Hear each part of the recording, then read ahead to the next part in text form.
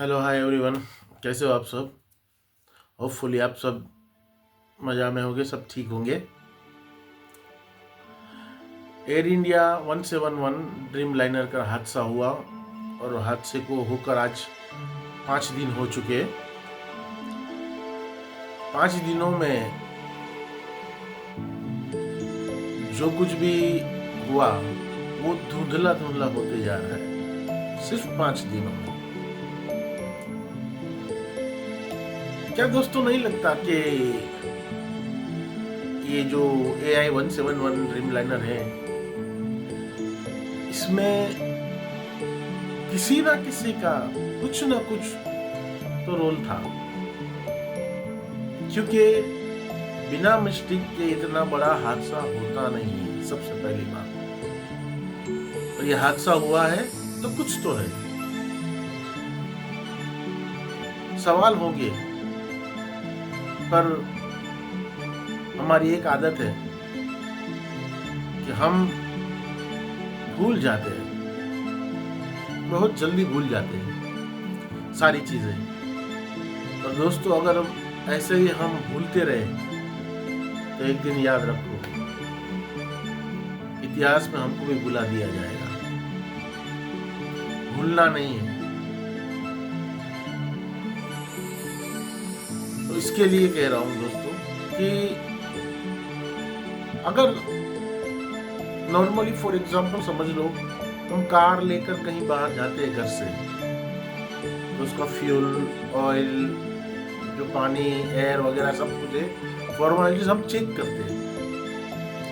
तो क्या इतना बड़ा जहाज,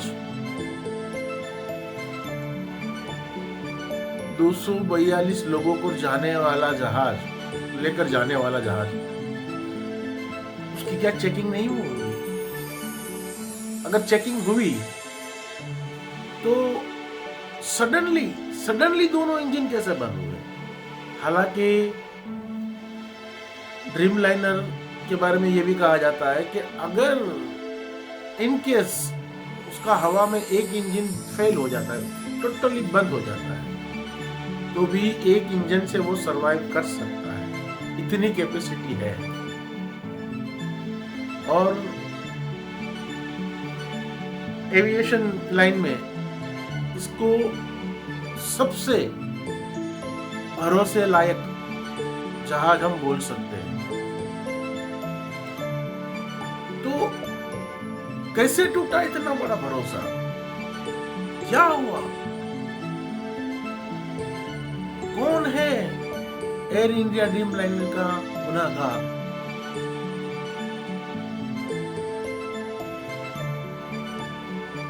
अभी ब्लैक बॉक्स खुलेगा, इसके अंदर से जो भी निकल कर आएगी जानकारी सामने, तो वो पब्लिक के सामने साझा करेंगी कि भाई इंजन फेल हो गया था, या कुछ टेक्निकली प्रॉब्लम्स आई थी, उसकी वजह से इंजन जो है वो पावर दे नहीं सका, व्हाटएवर जो कुछ भी है, ये तो हुआ ही है, वो सब जानते हैं। उसी की वजह से तो हादसा हुआ है। अगर ये चीज नहीं हुई होती, इंजन फेल नहीं हुआ होता, तो हादसा ही नहीं होता। हादसा हुआ है मतलब इंजन फेल हुआ है, या कुछ भी तकनीकी खराबी आई है, उसकी वजह से हादसा हुआ है।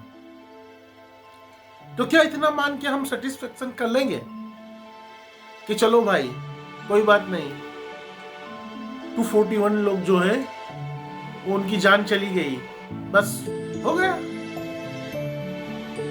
नहीं दोस्तों, इससे आगे भी कुछ है। कुछ लोग है इसके पीछे जिम्मेवार। अब कौन है वो तो मैं नहीं जानता।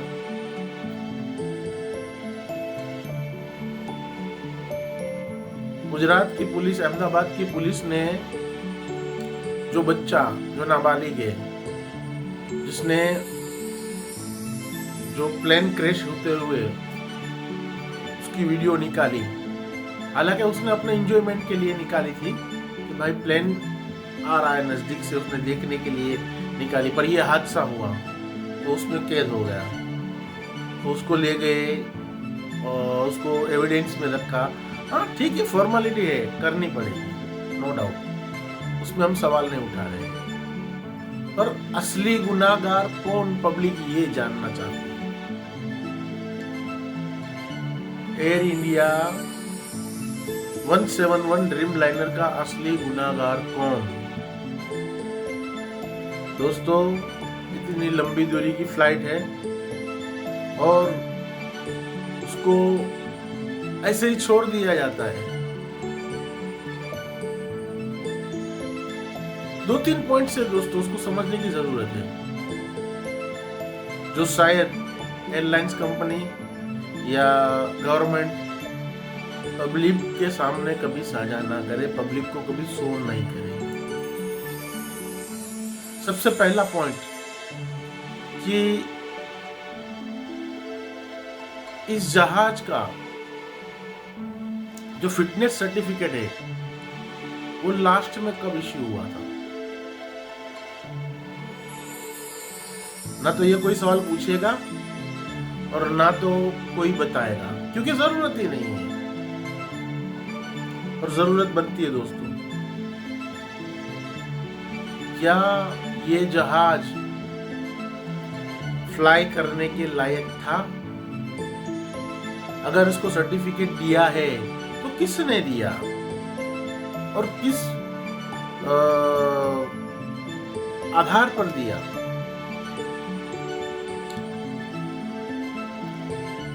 क्या जो इसकी मेंटेनेंस की जिम्मेवारी है जिस कंपनी पर, उसके इंजीनियर ने क्लियरेंस दिया था या नहीं दिया था?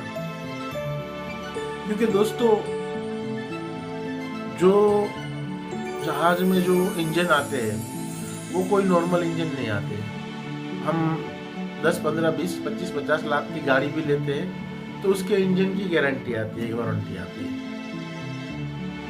और उस तरह से वो काम कर सकते हैं। हाँ होता है, ऐसा नहीं, प्रॉब्लम होती है, प्रॉब्लम आती है, पर सडनली दोनों इंजन का काम नहीं करना मतलब क्या है?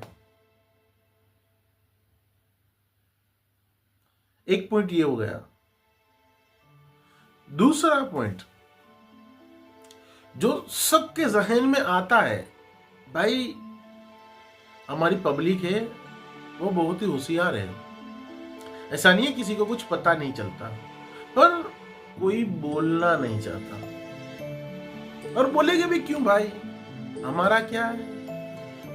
जब पानी अपने सर से ऊपर जाएगा तब देखेंगे, फिलहाल तो हम सेफ है। ये वहम है हमारे दिलों में कि हम सेफ हैं। नहीं दोस्तों, आज कोई सेफ नहीं है।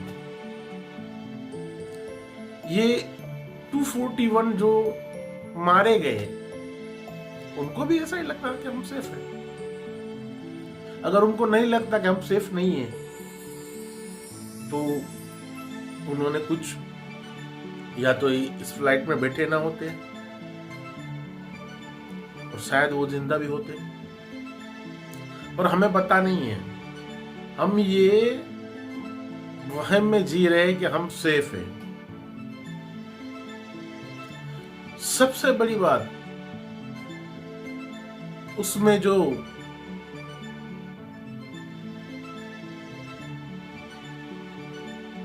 शहीद हुए, क्योंकि एक्सीडेंटली मौत हुई है तो हम उसको शहीद कह सकते हैं। सम्मान्य श्री एक्स सीएम विजय रूपाणी जी, वो बहुत ही खुश मिजाज और अच्छे इंसान थे, सबके बीच में मतलब वो चहीते थे। क्या दोस्तों, वो किसी बड़े स्कैम को उजागर करने वाले थे? क्या उनका कोई दुश्मन था? सवाल है दोस्तों, और सवाल होने भी चाहिए।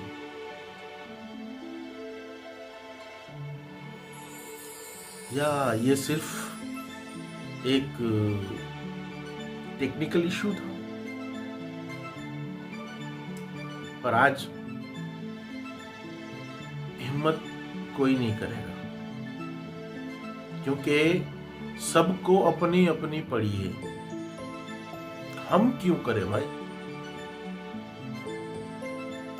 हम क्यों अपने सर पे लें? नहीं दोस्तों, ये बिल्कुल ठीक नहीं है। आपको याद होगा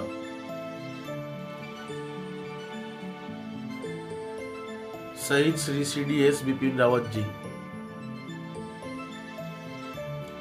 उनका जो हेलीकॉप्टर था वो भी दुनिया में सबसे सेफेस्ट हेलीकॉप्टर माना जाता था, फिर भी वो क्रैश हुआ। और उनकी जो शहादत है, हेलीकॉप्टर क्यों क्रैश हुआ, उसके पीछे इन्वेस्टिगेशन टीम बिठाई गई और हो गया कि भाई धुंध की वजह से दिखा नहीं, और जो हेलीकॉप्टर है जो पहाड़ से टकराया और क्रैश हो गया। तो क्या इतनी जानें हमारी सस्ती है? क्या हेलीकॉप्टर या एरोप्लेन में नेविगेशन सिस्टम नहीं होता जो हमें पहले से बता सके कि आगे कुछ है? दोस्तों, ये बहुत हाईटेक चीजें होती हैं, इसमें सब पता चल जाता है कि आगे क्या है क्या नहीं। हाँ, हादसे होते रहते हैं और हादसे होते ही है, पर इस तरह से नहीं होते।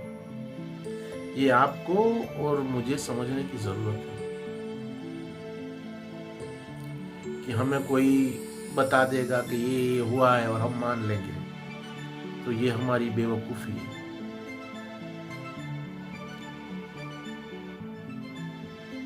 और सबसे बड़ी बात तो ये दुख की बात है कि अगर आप RTI करो तो आपको जवाब मिल जाएगा कि ये RTI के तहत नहीं आता, ये जानकारी को हम RTI के तहत साझा नहीं कर सकते।